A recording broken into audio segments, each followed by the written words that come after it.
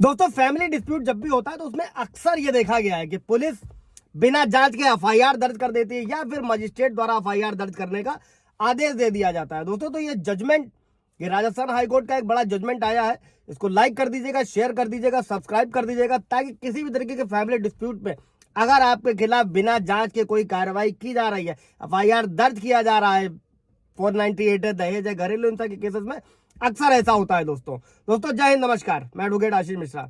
Judgement को शुरू करते हैं। दोस्तों ये राजस्थान हाईकोर्ट ने नया कानून है, भारतीय नागरिक सुरक्षा संहिता की धारा 175 के सबसेक्शन 3 के तहत दोस्तों एक शिकायत के आधार पर सीजीएम यानी कि चीफ जुडिशियल मजिस्ट्रेट के निर्देश पर पुलिस द्वारा जो एफआईआर दर्ज की गई थी उसको खारिज कर दिया गया हाईकोर्ट द्वारा, और कोर्ट ने इसे रबर स्टैम्प निर्णय लेने का, और यह हाल ही का रिसेंटली का जजमेंट है। दोस्तों कोई सवाल जवाब होगा तो पूछेगा। और साथ ही कहा कि मजिस्ट्रेट रबर स्टैम्प की तरह एफआईआर दर्ज करने का आदेश नहीं कर सकते, खासकर पारिवारिक विवादों से उत्पन्न होने वाली शिकायतों में। दोस्तों केस टाइटल है गोवर्धन लाल सोनी अन्य बनाम राजस्थान राज्य। दोस्तों और हाई कोर्ट की पीठ ने फैसला सुनाया कि पारिवारिक विवादों के मामले में मजिस्ट्रेटों को फैमिली बॉन्डिंग को मजबूत करने, सद्भाव को बढ़ावा देने का लक्ष्य रखना चाहिए, और आरोपों की सच्चाई और जो विश्वसनीयता है उसका सावधानी पूर्वक पता लगाकर एफआईआर दर्ज करने का निर्देश दिया जाना चाहिए। दोस्तों और मजिस्ट्रेटों को कार्रवाई न करने से पहले मजिस्ट्रेटों को कोई भी कार्रवाई करने से पहले उन्हें जो भी रिलेवेंट एसेसरीज है दोस्तों उसके साथ अच्छी तरह से पुष्टि करनी चाहिए।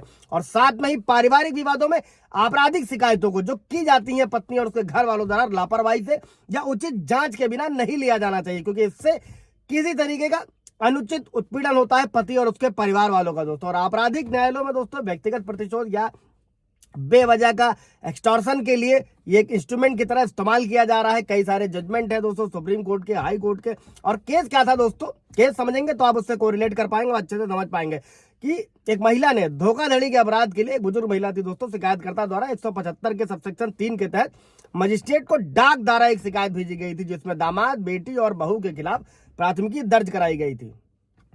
मामला यह था दोस्तों कि आरोपियों ने कई मौकों पर उससे बहुत सारा पैसा लिया, आभूषण लिया, जिसे वापस करने से वो मना कर रहे थे। और याचिकाकर्ताओं के वकील ने प्रस्तुत किया, ये पेश किया कि शिकायतकर्ता ने संपत्ति के हस्तांतरण के लिए एक समझौते के तहत पैसे और आभूषण दिए थे, जिसका उसने तीसरे पक्ष को संपत्ति बेचकर उल्लंघन किया, इसलिए ब्रीच ऑफ कॉन्ट्रैक्ट के तहत धोखाधड़ी का दावा कर रही थी। और कोर्ट ने रिकॉर्ड देखने के बाद में, सब समझने के बाद में, जो पैसे और आभूषण वापस ना देने से कोई आपराधिक अपराध नहीं बनता, और यह माना गया कि याचिकाकर्ता के खिलाफ कोई भी कथित अपराध नहीं बनता। इसके बावजूद मजिस्ट्रेट ने एफआईआर दर्ज करने का आदेश दिया। दोस्तों कोर्ट ने माना कि आदेश में कोई भी सामग्री या चर्चा दर्ज नहीं की गई जिसके आधार पर मजिस्ट्रेट ने कथित धोखाधड़ी की गंभीरता या अपराध का प्रथम दृष्टया आकलन किया हो। दोस्तों हाईकोर्ट ने यह कहा था कि मजिस्ट्रेट होता क्या दोस्तों, 175(3) में डायरेक्ट मजिस्ट्रेट के यहाँ कंप्लेंट दर्ज कराई जा सकती है। एक एफआईआर होती है जो आप लोग थाने में दर्ज कराते हो, एक मजिस्ट्रेट के यहाँ डायरेक्ट डायरेक्शन लिया जा सकता है, डायरेक्ट भी शिकायत करी जा सकती है। उस पर पूरा ब्रीफ वीडियो है, कोई सवाल जवाब होगा तो पूछ लीजिएगा।